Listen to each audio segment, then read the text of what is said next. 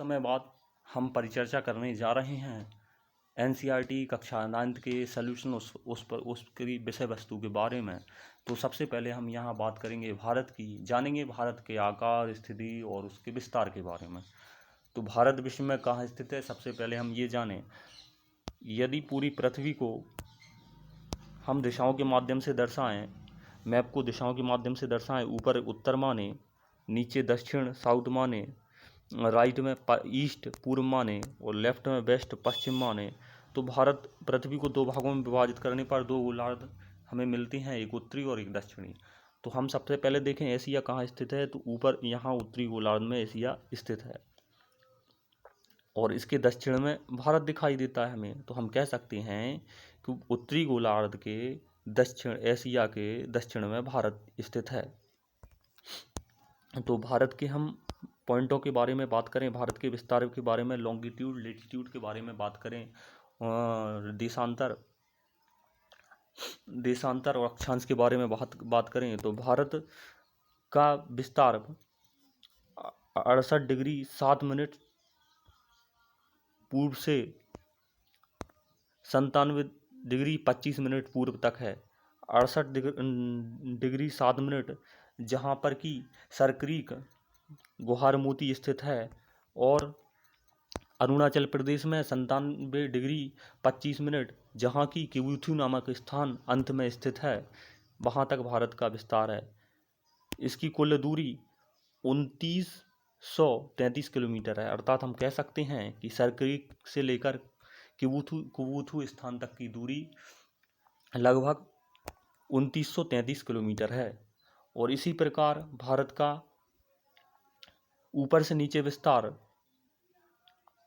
37 degree 8 minute उत्तरी से लेकर, या यूं कहें 8 डिग्री 4 मिनट उत्तरी से लेकर 37 डिग्री 8 मिनट तक है, जिसकी दूरी यहाँ ऊपर की तरफ हमें इंदिरा कौल और नीचे की तरफ हमें कन्याकुमारी अर्थात कैप कोमोरिन दिखाई देता है, जिन दोनों की दूरी 3214 किलोमीटर है। भारत के नीचे की तरफ देश समुद्री जल सीमा में स्थित श्रीलंका है।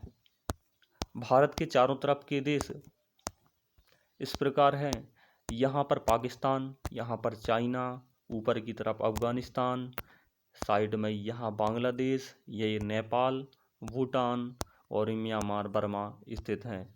इनसे लगने वाले देशों की, राज्यों की हम बाद में परिचर्चा करेंगे।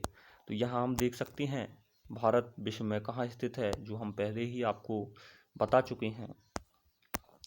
तो चलिए हम भारत के समय रेखा की बात करते हैं। भारत की मानक समय रेखा को भारत के बीचों बीच से माना जाता है, जो उत्तर प्रदेश के मिर्जापुर जिले से होकर जाती है। भारत की समय रेखा 82 डिग्री 30 मिनट लगभग मानी जाती है, और इसे इसलिए माना गया है क्योंकि यहाँ से लेके यहाँ तक की दूरी यदि आप घटाएं तो आपको 30 डिग्री मिलेगी। आप यहाँ देख सकते हैं भारत 68 डिग्री 7 मिनट पूर्वी देशांतर से 97 डिग्री 25 पूर्वी देशांतर के बीच स्थित है। तो 68 इन दोनों में से माइनस करें तो यहाँ कुल 30 आंसर निकलेगा। चूँकि 1 डिग्री होता है 4 के बराबर, 30 डिग्री में हम 4 का मल्टीप्लाई गुणा करेंगे तो कुल आंसर 120 मिनट आएगा, अर्थात 2 घंटे। तो यदि हम यहाँ इस समय रेखा को मान लेते हैं तो 2 घंटे बाद यहाँ दिन होगा, क्योंकि सूर्य यहाँ से उगना प्रारंभ होता है।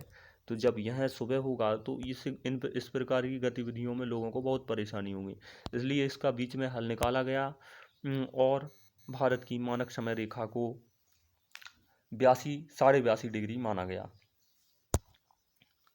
चूँकि यह समय रेखा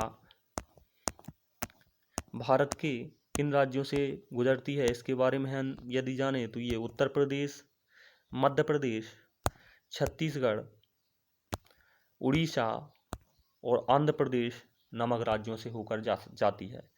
एक बार हम पुनः यदि इसको बताएं तो उत्तर प्रदेश, मध्य प्रदेश, छत्तीसगढ़, उड़ीसा और आंध्र प्रदेश।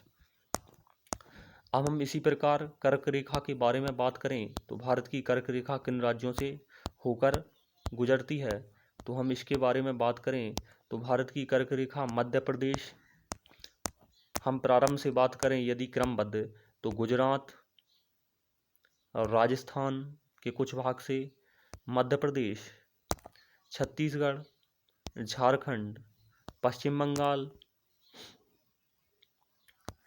मिजोरम और त्रिपुरा दोनों राज्यों से होकर यह भारत की समय रेखा, भारत की कर्क रेखा गुजरती है। कर्क रेखा भारत को दो भागों में बांटती है। कर्क रेखा 82.5 डिग्री की रेखा है। यह उत्तर प्रदेश से नहीं गुजरती, नहीं तो मेरी लाइन देखकर आप उत्तर प्रदेश समझें।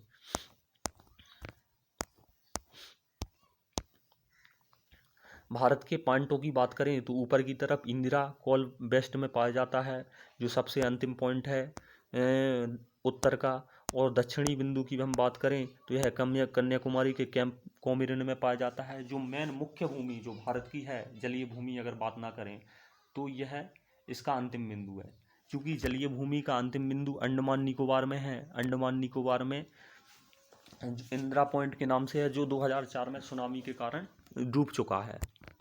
अब हम बात करें इसके पश्चिमी बिंदु की तो यह गुजरात के किबुथु नामक स्थान पर, किबुथु नहीं, गोहर मोती नामक स्थान पर पाया जाता है, जो सरक्रीक में स्थित है।